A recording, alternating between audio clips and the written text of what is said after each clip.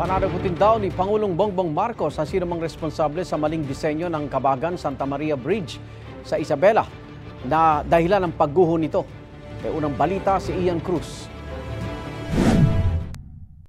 Believe me, we will find out who is responsible.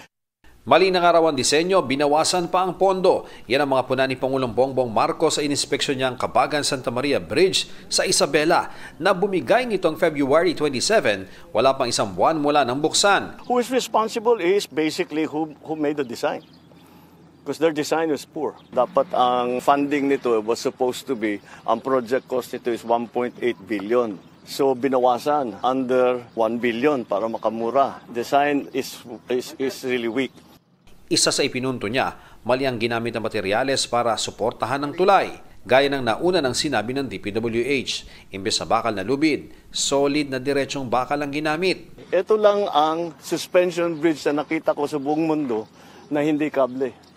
At yan na mismo ang bumigay. Ayan o. Diyan bumigay yung bakal. Kung kable yan, hindi dapat bumigay yan.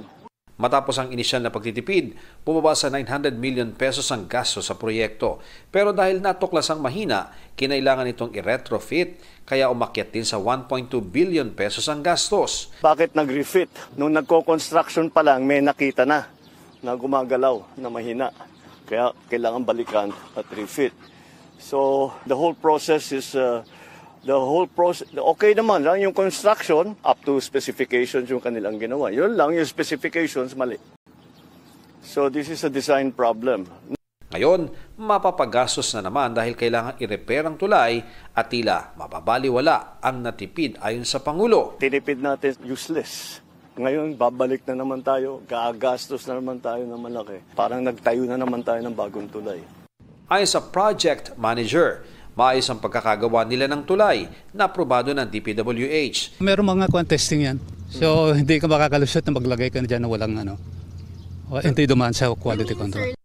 Isa raw sa naging problema ang paggalaw ng Pier 8 na isa sa mga poste sa ilalim ng tulay.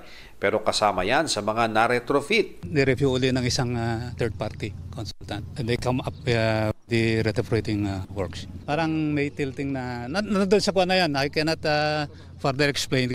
Ayon din sa DPWH, hindi substandard ang mga ginamit na materyales. As to substandard, meron naman mga tests done during construction. That is what I was told and seen.